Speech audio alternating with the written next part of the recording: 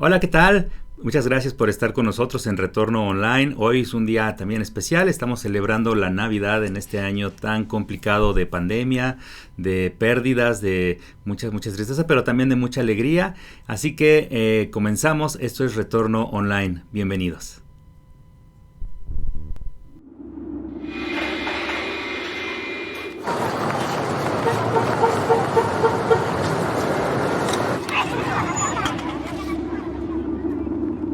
Merry Christmas.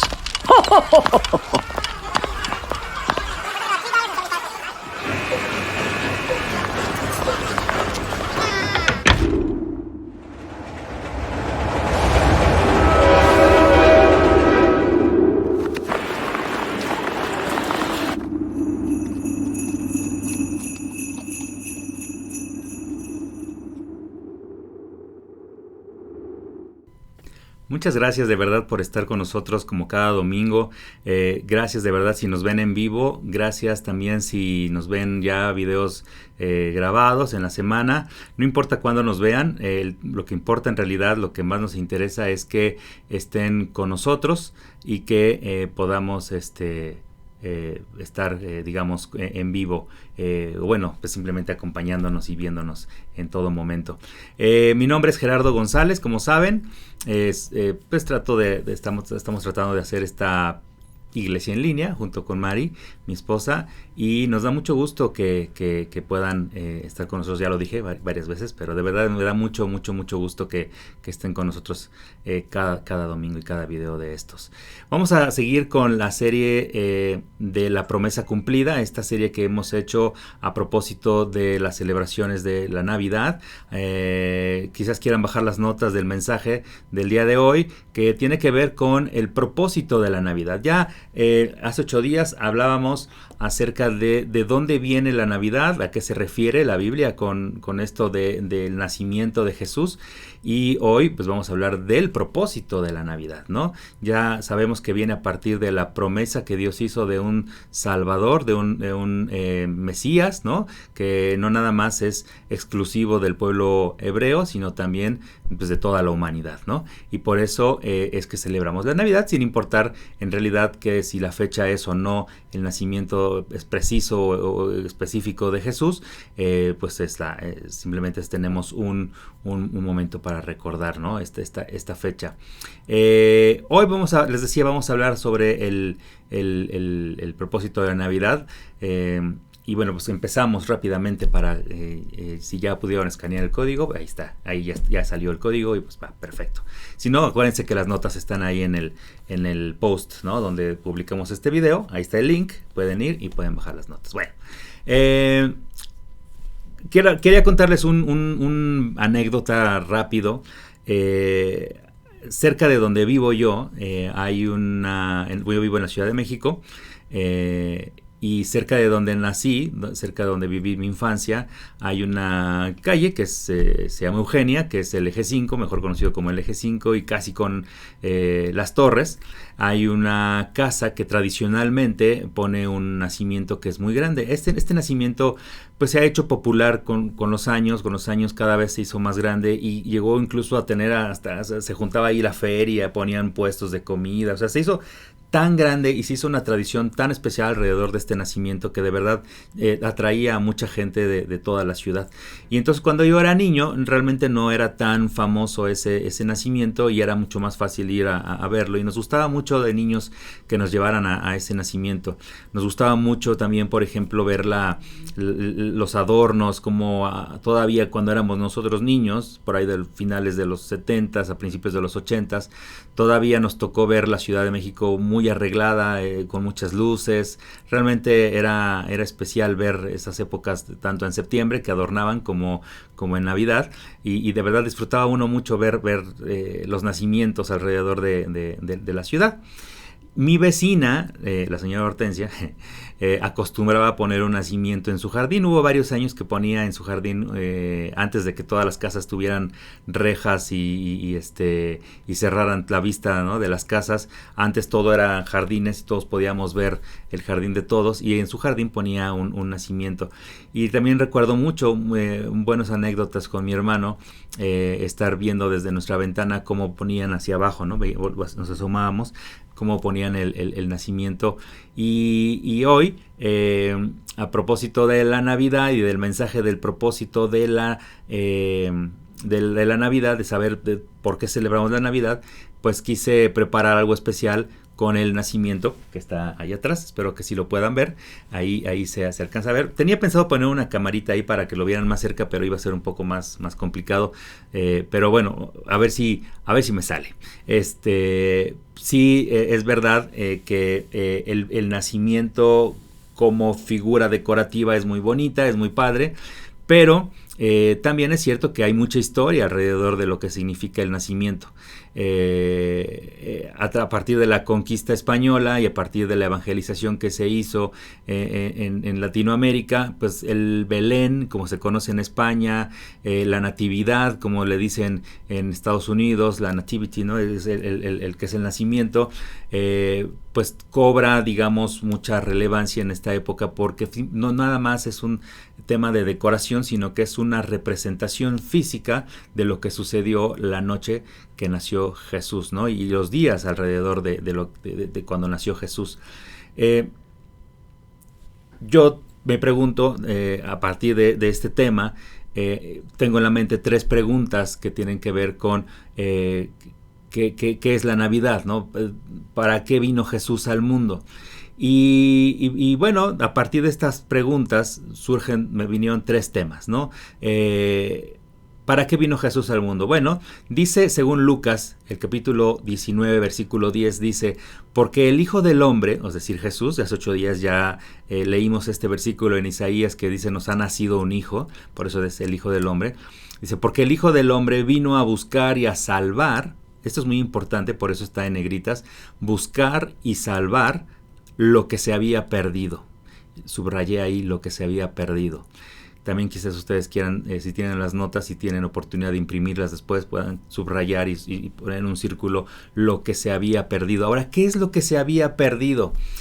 ¿A qué se refiere la Biblia o a qué se refiere Lucas cuando está escribiendo este evangelio y escribe literalmente: vino a buscar y a salvar lo que se había perdido? Bueno, ¿qué se ha perdido? ¿Qué significa esto de qué o quiénes se han perdido? ¿A qué se refiere? Bueno, podemos encontrar tres personajes específicamente para dibujar, digamos, este versículo. ¿Quiénes se han perdido? ¿A quiénes vino a buscar Jesús y a quiénes vino a salvar? Los primeros que podemos encontrar o definir en este versículo es los marginados. Las personas, ¿quiénes son los marginados? Probablemente, sí, me voy a alejar tantito. En el nacimiento, nosotros tenemos la figura de los pastorcitos, ¿verdad? Los pastores. ¿Quiénes son los pastores? En el nacimiento, habitualmente tenemos este tipo de figuras donde vemos a personas, pues a lo mejor de escasos recursos, a lo mejor que se dedican a trabajos muy, muy manuales. Y en la época en que nació Jesús, específicamente una persona marginada era pues representada por la categoría o el pueblo más pobre, es decir, las personas que se dedicaban al pastoreo, que se dedicaban a la siembra. Y hay que recordar que en esa época en la que Jesús nació, pues el pueblo judío vivía oprimido por Roma, y cada vez, según lo que nos dice la historia, cada vez, no nada más la historia bíblica, la historia que conocen, la historia mundial, nos dice que cada vez Roma cobraba más impuestos y ponía más una imposición fiscal y de gobierno a los pueblos que conquistaba, y el pueblo judío no era la excepción. Entonces cada vez les pedían más y más y más y más y más y más.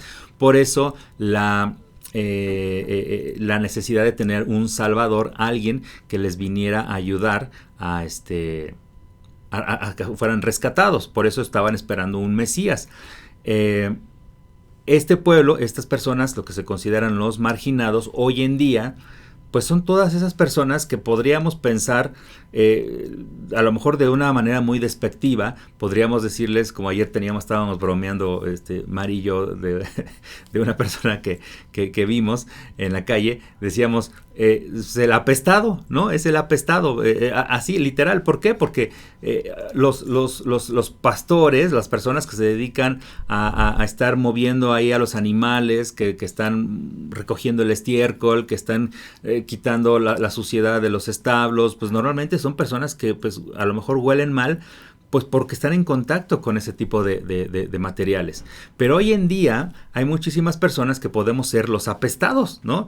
Personas que hemos sido discriminadas, personas que hemos sido excluidas de la sociedad porque a lo mejor no representamos físicamente el estándar de belleza o de una persona exitosa, ¿verdad? A lo mejor somos personas que hemos sido relegadas por nuestras creencias o por nuestras preferencias hoy en día los marginados somos todas esas personas que por alguna razón, por alguna situación, hemos sido simplemente separados del resto del mundo porque no cumplimos a lo mejor lo que hoy se conoce como un estándar de, pues sí, de belleza, o simplemente no encajamos en los grupos que hoy existen, que son los que pues están en el top, ¿no? A lo mejor no somos la representación más bonita de alguien en Instagram o la vida más perfecta en Facebook o el profesionista más exitoso en LinkedIn o el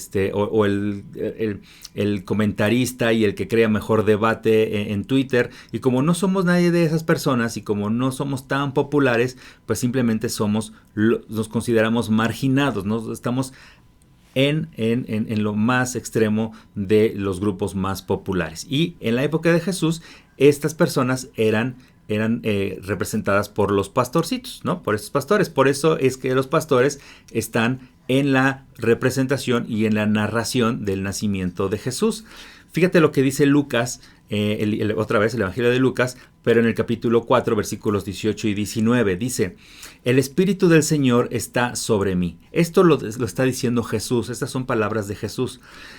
Cuando se presenta ya en el templo y dice: el Espíritu del Señor está sobre mí, por cuanto me ha ungido para anunciar buenas nuevas, es decir, el Evangelio. Y fíjate, dice: a los pobres, me ha enviado a proclamar libertad a los cautivos, a dar vista a los ciegos, a poner en libertad a los oprimidos, a pregonar el año del favor del Señor. Y esto es importante que lo entendamos, porque hoy en día hay muchísimas personas que están en pobreza extrema. Hay muchas personas que han sido o están en las cárceles, por ejemplo, acusados de crímenes que pues sí, efectivamente no cometieron, o que son crímenes menores y que por alguna razón, porque el sistema penitenciario de nuestro país castiga pues más un crimen menor, como a una persona que roba por necesidad, sin entrar en debate, a lo mejor una fruta o a lo mejor en el debate de ahora del uso lúdico de la marihuana, a lo mejor meten más a la cárcel a una persona por tener un cigarro de marihuana que al narcotraficante real, ¿no? O al dealer. Y hay muchas personas que están encerradas sin deberla ni temerla, ¿no? Están en la cárcel, esos son los cautivos. Hay personas, dice aquí, a dar vista a los ciegos. Efectivamente, a lo mejor se refería específicamente a alguien que no veía, que no tenía visión. Pero espiritualmente hablando, también se refiere a esas personas que están ciegas espiritualmente, ¿no? Que no conocen más allá de su propia creación o de su propia persona, físicamente hablando, y que no saben o no tienen razón de lo demás. Y dice dar libertad a los oprimidos, que ya hablamos específicamente de estas personas que han sido relegadas y que por alguna razón viven oprimidas por un sistema, por una tradición o por simplemente un gobierno que pues, no nos permite expresarnos libremente, ¿no? Entonces Jesús, volviendo a la pregunta de ¿a qué vino Jesús al mundo? Y que dice a buscar y a salvar lo que se había perdido, bueno, pues una de las primeras cosas que podemos identificar como lo perdido, lo que se ha perdido, es principalmente a este tipo de personas, esos marginados, esas personas que han sido encerradas, que están cautivas, que han sido oprimidos, que hay algunos que son ciegos, a personas que han sido discriminadas, que viven en bullying constante, que son criticados por no pertenecer a un grupo y que estamos aislados del resto de la población. El segundo grupo, o las segundas cosas que se han perdido, me volveré a parar, son las personas que se consideran, ay, permítanme, es que le puse un poco de silicona a las figuras para que no se cayeran y ya no se podía despegar. Las personas que se consideran los favorecidos. Los favorecidos, ¿quiénes son? En el nacimiento, en la figura, en esta figura del nacimiento podemos encontrar lo que se conoce como a los Reyes Magos, que no fueran reyes, eran, según la Biblia, en realidad lo que son personas, dice que eran sabios, eran personas que tenían principalmente mucho dinero, eran personas que venían de Oriente, eran personas que se les considera sabios por la cantidad de conocimiento, de ciencia que tenían en su haber. Y sí, efectivamente, tenían mucho dinero y tenían grandes territorios de tierra. Y estas personas que son favorecidas, también les fue anunciado que iban a ser un nuevo rey, que era Jesús. Y estas personas vinieron a conocerle, pues, porque querían simplemente saber quién era ese rey, quién era ese nuevo rey, y todo el conocimiento y toda la ciencia y todo lo que envolvía a ese Jesús, a ese nuevo Mesías. Ellos no venían en búsqueda de un Salvador, alguien que los redimiera, alguien que los sacara de la opresión de Roma. Ellos no venían a que simplemente tuvieran una figura que los representara ante el gobierno. No, porque ellos mismos se representaban a ellos mismos, ¿no? Ellos solos, ellos tenían los medios, ellos eran favorecidos. Hoy en día hay muchas personas, y más en un país como México, es muy fácil de discernir los niveles sociales, políticos. Hay personas que son muy favorecidas. Fíjate lo que dice el libro de Apocalipsis. Apocalipsis es el último libro de la Biblia, pero en el capítulo 3, versículo 17 dice, Dios está hablando y dice, le está diciendo a las personas, dices, soy rico, me he enriquecido y no me hace falta nada. Pero no te das cuenta de cuán infeliz y miserable, pobre, ciego y desnudo eres tú. Y vuelve a utilizar las mismas clasificaciones, los mismos adjetivos de lo que vino a salvar, ¿no? Dice, no te das cuenta de cuán infeliz y miserable, pobre, ciego y desnudo. Una vez más, considera que estas personas que son favorecidas, que tienen todo, los considera como personas que son pobres a lo mejor de espíritu, de corazón, que son ciegos, es decir, lo que les decía hace rato, no ven más allá de lo que ellos mismos tienen o pueden crear. Son personas que en esencia, en espíritu, son personas que están desnudas, no tienen mayor, vamos a decir, una vestimenta que los represente ante el mundo. Y dice, y son infelices y miserables. A este tipo de personas se refiere Jesús como alguien que se ha perdido. Ahora, no estoy diciendo, porque es muy fácil decir, el dinero corrompe, el dinero envilece, y sí, efectivamente, en muchas ocasiones hemos visto muchos casos y conocemos casos muy famosos de personas que al tener dinero, propiedades, pues sí, pues se suben a su ladrillo y terminan siendo personas prepotentes, déspotas, que humillan y que, están en constante opresión de los demás, de los que no tienen, justo de los marginados del primer grupo. Pero hay muchas personas que tienen mucho dinero y que también pues son buenas personas y que ven y que están proveyendo para que otros grupos menos favorecidos puedan salir adelante. Este segundo grupo de personas a las que se refiere la Biblia como los favorecidos son otras personas a las que también vino a salvar Jesús, ¿no? Y entonces ya empezamos a discernir, ¿ok? Vino a buscar y a salvar lo que se había perdido. ¿Quiénes? Bueno, todas esas personas que están rechazadas, que han sido marginadas, también a los que son muy favorecidos, pero que también han sido abandonados, que están están siendo miserables, no son, son infelices, perdón. Se puede considerar pobres de corazón, pobres de espíritu, son ciegos, desnudos, necesitan de un Dios. Y después lo que encontramos, me voy a volver a parar, lo que encontramos en el nacimiento son las personas comunes y corrientes. Y tenemos a los protagonistas del nacimiento. Bueno, el protagonista pues es Jesús, ¿no? Pero tenemos a José. José era una persona, pues vamos a decir, del montón. Era, aunque sí tenía una ascendencia hacia el rey David, porque pues es el linaje que describe la Biblia que tenía, pues finalmente José era una persona común y corriente, ¿no? Él era carpintero, era de oficio, pues digamos que le iba un poquito mejor, a lo mejor que la persona que se dedicaba a pastorear, digamos. Era... tenía un oficio que pues, a lo mejor pues, era un poquito mejor que otros, pero simplemente era una persona que se dedicaba a hacer el bien. Era bueno, era un buen hombre, era un buen padre, era un buen novio.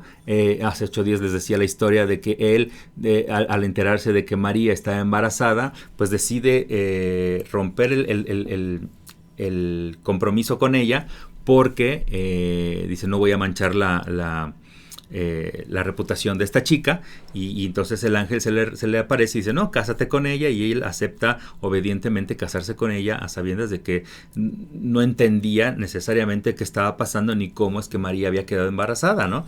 Entonces es una persona común y corriente. Él, como muchos de nosotros, simplemente se dedica a vivir su vida y sobrevivir, ¿no? Él es, digamos, se puede considerar como una persona promedio, una persona pues, del montón, ¿no? Y después tenemos a María.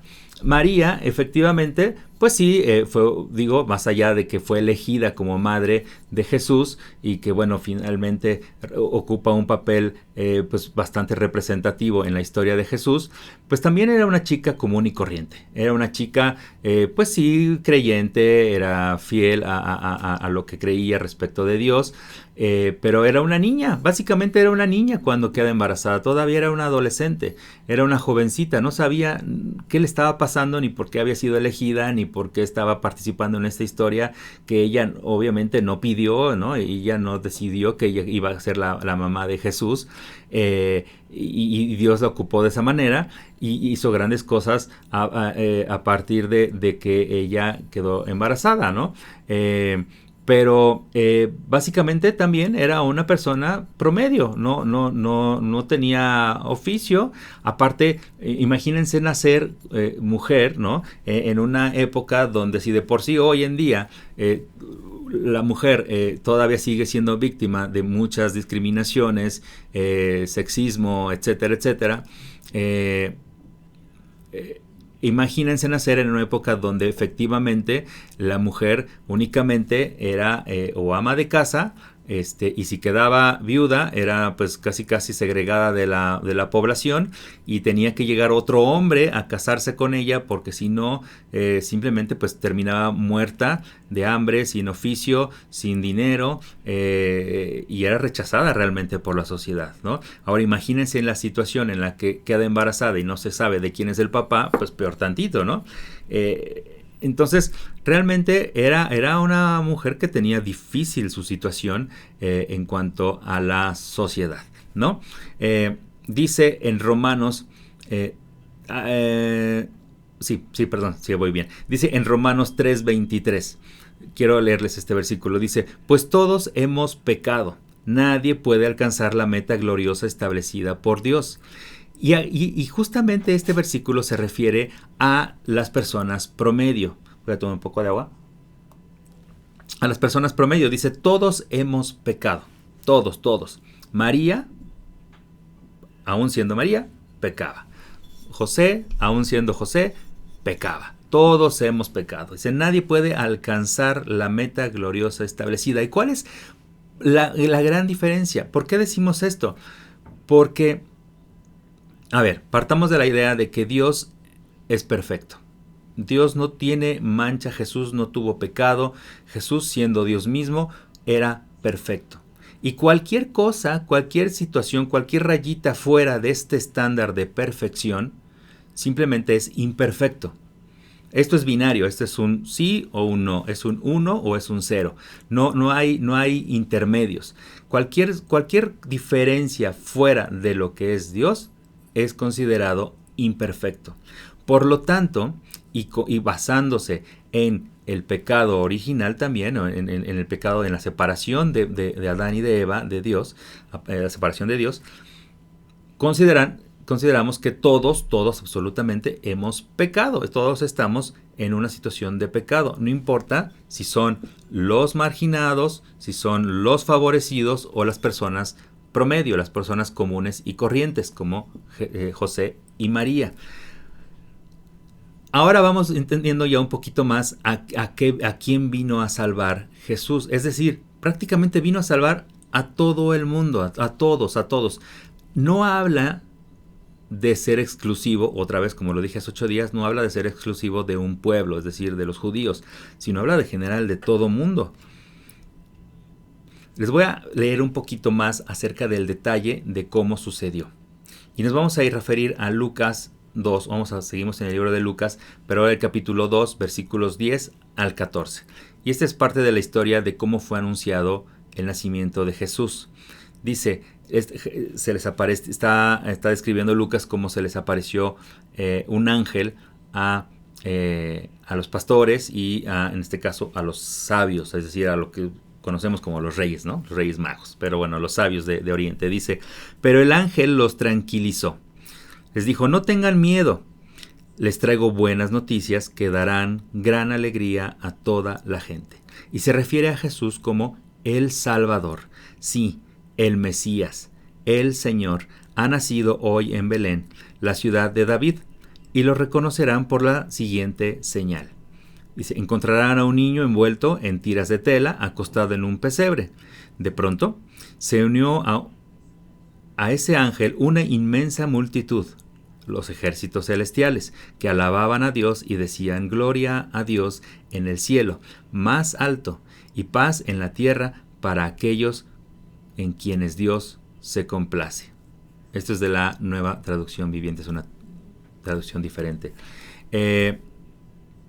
Y lo que más se puede destacar de este versículo es justamente cuando se refiere a Jesús como el Salvador. Definitivamente Jesús vino a salvar. Y como decía el primer versículo que les leí, dice, vino a buscar y a salvar. No nada más es una cuestión de decir, mira, aquí está el vaso con agua, te lo voy a dejar aquí en la mesa y si quieres te lo tomas. No. Literalmente lo que está diciendo es que vino a buscarte, a buscar a alguien. Es decir, no nada más te está poniendo la solución en la mesa, sino que además te está diciendo constantemente, ven, tómatelo, ven, siéntate, ven, acércate, ven, mira, te quiero mostrar algo, ven, mira, te voy a enseñar esta parte. Esta acción de buscar es una de las características más representativas de Dios. Dios tiene muchas características y muchas formas en las que lo podemos ver representado. La más, digamos yo, para mi gusto, la más contundente es que Dios no se cansa de buscarnos. No importa cuánto nos queramos alejar, no importa cuán rebeldes podamos ser, no importa cuán ateos quisiéramos ser, no importa en dónde estés tú en este momento en tu vida. Dios nunca se cansa de buscarte. Y este versículo, el primero que les leí, de que vino a buscar y a salvar, es muy claro en ese sentido. Ese es el propósito de Jesús, fíjate. Cuando alguien te pregunte, oye, ¿y por qué tenemos que tener un Jesús? ¿Y por qué tuvo que venir un Jesús? ¿Y por qué hay una Navidad? Porque era el momento específico, era el momento preciso para llegar y cumplir con esto que está escrito. Buscar, vine a buscar, vengo por ti y a salvar. Y cuando dice en este último versículo que les leí, que el ángel les está hablando tanto a los pastores como a los sabios y en general a la gente, le está diciendo, el Salvador, el Mesías, ha nacido hoy, es para cumplir justamente lo que había dicho anteriormente, buscar y salvar. Ahora, ¿qué significa ser salvo? Hace 8 días, en una parte del mensaje dije ser salvo. Y dije en ese momento, no quiero usar esa palabra porque es como muy cristiana. Y sí, efectivamente, hay palabras que con el tiempo pues se han vuelto como tradicionales del canon cristiano, ¿no? Diría mi hermano, otro hermano que tengo, diría, son muy cristianoides, ¿no? Como ser salvo, o el testimonio, o cosas así, que son palabras que claramente las personas identifican con, es cristiano. ¿No? Inmediatamente te catalogan como alguien cristiano. Y ser salvo es una de esas palabras. Y a veces, pues, se utiliza de una manera diferente. Ahora, ¿qué significa ser salvo? Y aquí vemos en pantalla el primer punto. Dice, lo que significa ser salvo es que primero encuentro paz en Dios para mi pasado. Esa es una de las primeras cosas que significa ser salvo. Cuando tú eres salvo, cuando tú encuentras y empiezas a entender y a vivir una relación con Dios en tu vida, cuando eres salvo, cuando haces esta oración de aceptar a Dios, a Jesús en tu corazón, estas son de las primeras cosas que empiezas a encontrar. Paz, la paz de Dios en tu pasado. Fíjate lo que dice Romanos 5:8. Dice, pero Dios demuestra su amor por nosotros en esto, en que cuando todavía éramos pecadores, Cristo murió por nosotros. ¿Ok? Esto es lo primero que sucede cuando, a partir de que Jesús llega a este mundo y que se cumple el propósito de venir a buscar, lo primero, digamos, como se cumple esta promesa de venir y buscar y salvar, es a partir de su muerte, a partir del sacrificio que hace Jesús o que Dios hace a través de su Hijo por nosotros. Y es la manera en que nosotros podemos encontrar esa paz para nuestro pasado.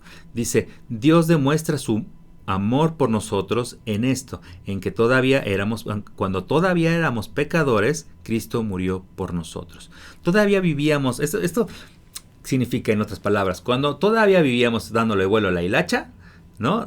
Haciendo nuestro relajo, viviendo por nosotros mismos y creyendo que nosotros podíamos salir adelante por nuestros propios recursos, Jesús ya había muerto por nosotros. Ese es el primer punto. Eso es parte de lo que significa ser salvo y encontrar la paz en Dios para nuestra vida, para nuestro pasado. Otro punto importante, en el libro de Isaías dice, en Isaías 53:5 dice, pero Él, o sea Jesús, aquí acuérdense que Isaías está hablando en futuro. Todavía no existía un Jesús cuando Isaías escribió esto. Está haciendo una profecía de cómo va a morir Jesús. Dice, pero Él fue traspasado por nuestras rebeliones, es decir, nuestros pecados, nuestros errores, nuestros egoísmos, nuestra manera de ser. Dice, por nuestras rebeliones y aplastado por nuestros pecados. Fue golpeado para que nosotros estuviéramos en paz. Fíjate, fue golpeado para que nosotros estuviéramos en paz. Es decir, su sacrificio nos trae paz. Fue azotado para que pudiéramos ser sanados. Eso significa que en la medida en que Jesús murió, nosotros estuvimos obteniendo mayor paz. En la medida en que Jesús fue golpeado, azotado, maltratado, esas laceraciones, esos golpes, cómo se fue lastimado, nosotros obtenemos sanidad. Qué contrario y qué irónico y qué extraño y qué bizarro que la Biblia nos diga que a través del sufrimiento de una persona nosotros podamos vivir en paz. Pero, a ver, te lo pongo de esta manera. Los que son papás, los que son padres, no me van a negar que su sacrificio, su dolor, lo que tengan que vivir y sufrir para que sus hijos coman, para que sus hijos estén a salvo, lo van a hacer. Y eso mismo hizo Dios con Jesús. Para que la humanidad estuviera en paz, para que encontrara paz, para que fuera salva, para que pudiera salir adelante y terminar con un pecado, con esa historia de maldad, dio en sacrificio a Jesús. Y Jesús sufrió efectivamente por nosotros, para que nosotros fuéramos salvos. Otra cosa que significa ser salvo y que, bueno, está dentro, digamos, de este primer punto, que es encontrar la paz en Dios para nuestro pasado, dice Romanos 5:1.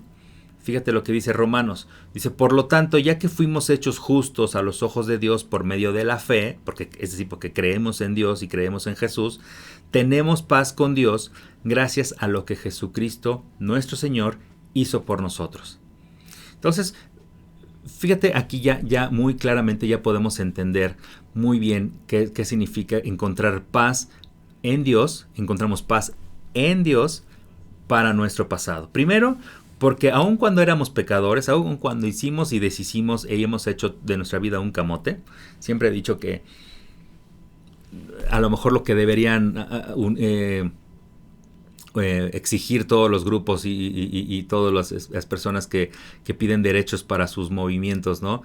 A lo mejor deberían unirse en un solo grupo y en realidad pedir que se incluya en la Constitución el derecho único ineludible, ¿no? De hacer de nuestra vida un camote, el derecho constitucional de hacer de nuestra vida un camote. Aun cuando hemos hecho de nuestra vida un camote, Jesús ya había muerto por nosotros, ¿no? Después Dice la Biblia que todo ese sufrimiento fue para que nosotros encontráramos paz. Dice, para que estuviéramos en paz y para que fuéramos sanados. Y por último dice en Romanos, dice que si bien aun cuando tenemos fe y creemos en un Dios y en un Jesús que para bien o para mal nos lo han inculcado, en realidad podemos tener paz en nuestros corazones. Dice, con Dios, tenemos paz con Dios, gracias al sacrificio de Jesús, es decir, gracias a la muerte. Esto es lo primero que significa ser salvo. Segunda respuesta a qué significa ser salvo.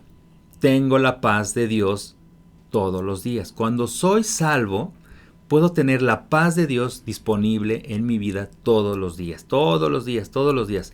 No importa si hoy a lo mejor no tuviste que comer, no importa si hoy a lo mejor tienes mucho dinero, tienes muchos logros, títulos universitarios, maestrías, aún con eso que a lo mejor no te sientes feliz, porque en realidad te hace sentir vacío en el fondo, puedes tener la paz de Dios cuando eres salvo. Ajá. Ahora, dice en Isaías 26:3. Dice, Él cuidará en perfecta paz a todos los que confían en Él y cuyos pensamientos buscan a menudo al Señor. Es decir, en otras versiones dice que buscan constantemente, ¿no? Cuando dice a menudo, buscan constantemente al Señor. Esta es una actitud diaria, es una forma de ser, de vivir, buscar a Dios todos los días. Dice, Él cuidará en perfecta paz a todos los que confían en Él. A quienes lo buscan a menudo al Señor. Les decía, constantemente. Y eso es otra de las cosas que significa ser salvo, tener la paz de Dios todos los días. Ahora, es importante decir esto. Muchos de los grandes debates que he escuchado y algunas pláticas que he tenido con personas es, oye, pero a ver, yo puedo ser la mejor persona. Yo puedo ser una persona, ya sea que esté en el grupo de los marginados, ya sea que esté en el grupo de los favorecidos o en los del montón, ¿no? en las personas promedio. Pero soy personas buenas, soy una persona buena. No hago mal, no necesito humillar a nadie o en mi pobreza o en mi grupo social soy una persona que siempre está preocupada por los demás. Y el tema aquí es que al final todos necesitamos de Dios. No importa, y no quiero decir con esto que esté mal que seas una buena persona. Al contrario, que mejor, que lo que más necesitamos son personas buenas. El tema aquí es que necesitamos de Dios y necesitamos de Dios para poder vivir en paz, una paz que va sobre todo entendimiento, una paz que de verdad va más allá de lo que nosotros podemos comprender, de lo que nuestro cerebro nos puede decir. Porque aun cuando pudiéramos ser personas muy buenas, las cosas pasan y la vida sigue su curso, sigue su curso. Hay muerte, hay destrucción, hay pobreza, hay guerras y no todo esto es culpa de Dios. Es muy fácil decir, ¿por qué si tenemos un Dios y creemos en un Dios que es bueno y que se supone que nos cuida y que nos quiere y que ve por nosotros? ¿Por qué permite el sufrimiento del mundo? ¿Y por qué permite que los niños se mueran? ¿Y por qué permite que las mujeres sigan siendo asesinadas? ¿Y por qué permite que siga habiendo trata? ¿Y por qué permite que tanto el narcotráfico siga y los malos gobiernos? ¿Por qué permite todo esto? A ver, ese es un punto importante a tratar. El tema aquí es que vivimos en un mundo que está corrompido, ya se los he dicho varias veces, y las cosas tienen que pasar, las cosas suceden. Ahora, Dios, de alguna manera, no es que permita, o punto que sí permita que sucedan estas cosas. Simplemente el hecho es de que quien gobierna en este mundo, en la tierra, es Satanás, es el diablo. A partir del pecado de Adán y Eva, quien gobierna, quien está aquí en la tierra moviéndose, es el diablo. Y por eso pasan ese tipo de cosas. Y por eso fue importante que viniera un Jesús, por eso fue importante que hubiera un nacimiento, por eso fue importante que a partir del Mesías pudiera Dios venir a buscar y a salvar lo que se había perdido, es decir, a todos nosotros. Aun cuando hay personas que son muy buenas y que se dedican a hacer el bien por los demás, aún ellos también necesitan un Salvador. Aún ellos también necesitan a alguien que los rescate, que los venga a buscar, que los lleve a su salvación. Ese es el tema más relevante de esto. Y que quisiera que de alguna manera pudiera yo transmitirles. Saben que a veces no soy el mejor orador, ni soy la mejor persona para hablar y ser tan contundente como quisiera, como a lo mejor otros predicadores. Pero para mí es muy importante que decirles lo siguiente. El hecho de que Jesús haya venido a este mundo, hace este mundo mejor, hace nuestra vida mucho mejor y nos da una oportunidad de poder ser salvos, de poder ser rescatados. Como les decía hace rato con el ejemplo del vaso con agua, está en la mesa. Y aunque pudiéramos ir o no por él, ese vaso, a tomarle ese vaso, Dios constantemente nos está buscando y nos está invitando a que tomemos de esa agua, que tomemos lo que nos pone a nuestra disposición para poder ser rescatados. Y uno de esos recursos finalmente es la iglesia, es la Biblia, es todas estas personas que como yo de alguna manera tratamos de dar un mensaje que les ayude a ustedes a dar ese paso de fe en adelante. Ahora, ¿cuál es otra cosa que significa ser salvo? Y esta es la gran esperanza que todos tenemos en nuestra vida, y además a partir de este año del coronavirus y todo lo que ha pasado. Al final habrá paz en el mundo. Esa es la tercera respuesta y esa es la tercera cosa que significa ser salvo. Este mundo que les dije hoy está gobernado, está siendo manipulado por Satanás y que hace que haya toda esta maldad y toda esta crueldad en el mundo. Algún día va a terminar. Y va a terminar con una segunda venida de Jesús. Va a venir otra vez Jesús, se va otra vez a estar aquí en la tierra y entonces sí terminará todo esto, volverá a ser todo tener un equilibrio y entonces podremos tener paz en el mundo. Fíjate, Isaías en otra más de sus profecías dice en Isaías 2:4 dice: el Señor resolverá las disputas internacionales. Todas las naciones transformarán las armas de guerra en herramientas de paz. Por fin cesarán las guerras y terminará el adiestramiento militar. Hoy hemos tenido, a partir, no sé qué les diré, siglos enteros. Y antes de que Jesús viniera, el mundo constantemente ha vivido en guerras, pueblos conquistando otros pueblos, dominando a otros, asesinando a otros. Llegaban, la misma Biblia en el Antiguo Testamento escribe y describe cómo eran las guerras de en ese entonces y qué sangrientas y vamos, eran unas cosas bárbaras. La Biblia no lo niega, ahí está. Pero también dice la Biblia en Isaías que va a haber paz en el mundo. Dice, por fin cesarán las guerras y terminará el adiestramiento militar. Ya no habrá necesidad de que los países tengan que crear ejércitos para defenderse o para conquistar a otros pueblos. Fíjate también que dice en Isaías 9, del 5 al 7. Dice, en aquel glorioso día de paz no se fabricará armamento. No habrá más uniformes de guerra manchados de sangre. Todo eso será quemado. Porque nos ha nacido un niño, y esto se los leí hace 8 días, nos ha nacido un niño, se nos ha dado un hijo, y él tendrá el gobierno sobre su hombro. Estos serán sus títulos de realeza. Se los repito otra vez, hace 8 días se los dije. Admirable, consejero, Dios poderoso, Padre eterno, príncipe de paz. Su siempre creciente y pacífico reinado no acabará jamás. Gobernará con perfecta equidad y justicia desde el trono de David, su padre. Traerá verdadera justicia y paz a todas las naciones del mundo, a todas las naciones del mundo. Esto ocurrirá, y les dije hace 8 días, y se lo repito otra vez, porque el Dios Todopoderoso se ha empeñado en realizarlo. Es su empeño, es un plan, es un propósito que Dios tiene para nosotros, traernos paz, y eso es lo que significa ser salvo.